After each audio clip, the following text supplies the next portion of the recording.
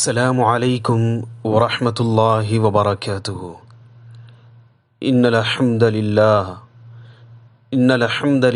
نحمده ونستعینه ونصلی علی رسوله الکریم، اما بعد، اعوذ باللہ من الشیطان الرجیم، بسم اللہ الرحمن الرحیم۔ یا ایہا الذین آمنوا انفقوا من طیبات ما کسبتم ومما اخرجنا لکم من الارض ولا تیمموا الخبیث منہ تنفقون ولستم بآخذیہ الا ان تغمضوا فیہ۔ سورۃ البقرہ۔ اے ایمان والو، اپنی پاکیزہ کمائی میں سے اور زمین سے تمہارے لیے ہماری نکالی ہوئی چیزوں میں سے خرچ کرو، ان میں سے بری چیزوں کے خرچ کرنے کا قصد نہ کرنا،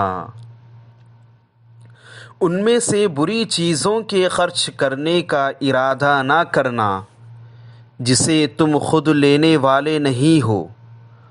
ہاں، اگر آنکھیں بند کر لو تو، یعنی جس طرح تم خودداری چیزیں لینا پسند نہیں کرتے، اسی طرح اللہ کی راہ میں بھی ایسی چیزیں خرچ مت کرو۔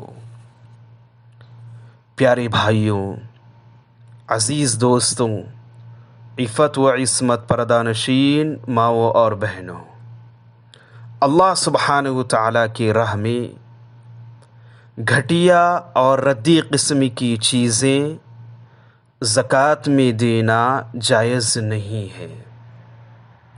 اللہ کی راہ میں اچھی چیزیں، پاکیزہ چیزیں خرچ کرنا چاہیے۔ اسی طرح بہت سے بھائی سوال کرتے ہیں کہ پالتو جانوروں پر زکوٰۃ ہے یا نہیں ہے۔ ایسے اونٹ، گائے، بھینس اور بکریاں جن کی پرورش گھر میں چارہ ڈال کر کی جاتی ہو، ان میں زکوٰۃ واجب نہیں ہے، تاہم ان سے حاصل شدہ آمدنی اگر کچھ جمع ہو جائے، جیسے کسی کے پاس گایوں کا فارم ہے، اونٹوں کا فارم ہے، بھینس کا فارم ہے، اور اس سے کچھ آمدنی آپ کو حاصل ہو رہی ہے، تو سال گزرنے پر دیگر اموال کے ساتھ اس کی بھی زکوٰۃ دی جائے گی۔ لیکن اگر یہ جانور بھی تجارت کے لیے ہو تو ان سے بھی زکوٰۃ دی جائے گی۔ پیارے بھائیوں اور عزیز دوستوں، بہت سے بھائی یہ بھی سوال کرتے ہیں، سال نہیں گزرا ہے، سال نہیں گزرنے سے پہلے، سال کامل نہیں ہونے سے پہلے کیا زکوٰۃ ہم نکال سکتے ہیں یا نہیں؟ حدیث میں ہے، اما جان عائشہ صدیقہ رضی اللہ عنہا سے مروی ہے، رسول اللہ صلی اللہ علیہ وسلم نے فرمایا، لا زکاة فی مال حتی یحول علیہ الحول۔ کسی مال میں بھی اس وقت تک کوئی زکوٰۃ نہیں جب تک کہ اس پر ایک سال نہ گزر جائے۔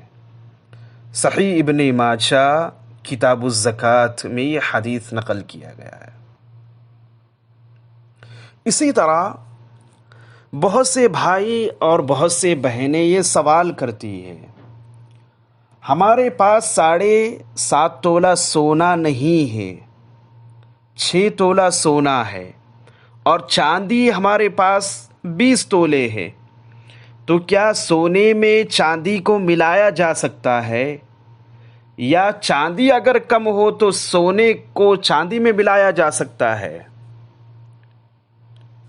حدیث میں ہے، علی رضی اللہ عنہ سے مروی ہے، رسول اللہ صلی اللہ علیہ وسلم نے فرمایا، وَلَيْسَ عَلَيْكَ شَيْءٌ حَتَّى يَكُونُ لَكَ 20 دینارا۔ اے علی، جب تمہارے پاس 20 دینار نہ ہو تو اس میں کوئی زکوٰۃ نہیں ہے۔ تو یہ معلوم ہوا کہ اگر کسی کے پاس 7 تولے سونا ہو تو اس پر کوئی زکوٰۃ نہیں ہے، اگر 40 تولہ چاندی ہو تو اس پر کوئی زکوٰۃ نہیں ہے۔ آپ صلی اللہ علیہ وسلم نے یہ نہیں کہا کہ اگر سونا کم پڑ جائے تو تم چاندی کی طرف دیکھو، اگر چاندی کم پڑ جائے تو سونے کی طرف دیکھو۔ نبی کریم صلی اللہ علیہ وسلم نے یہ نہیں کہا ہے۔